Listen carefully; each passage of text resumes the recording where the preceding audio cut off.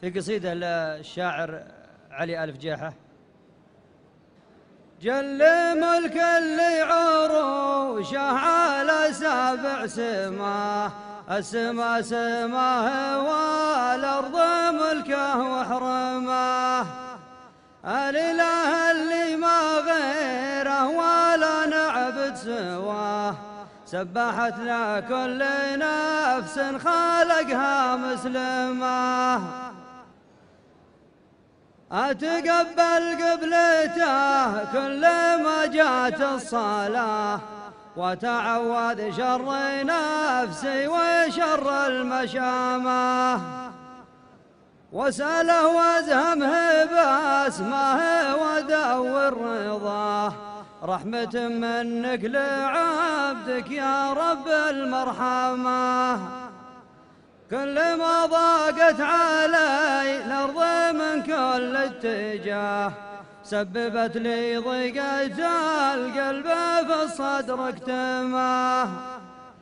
التفت وجه الفقر والتطم وجه الغناه، والصبر كمل دمه والبخت طاح سهامه،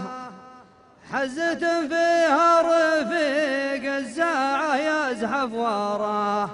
في السنين المجدبة والليال المظلمة،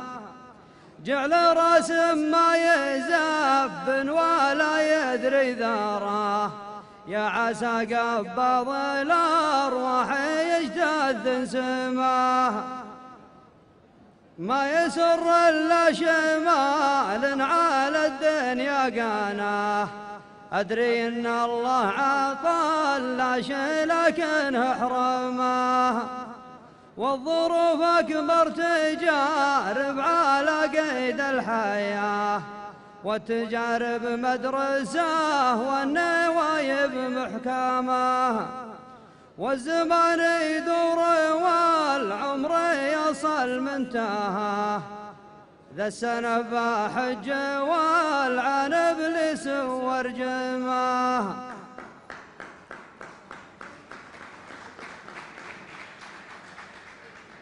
طاعة الله غناتي وهي درب النجاه،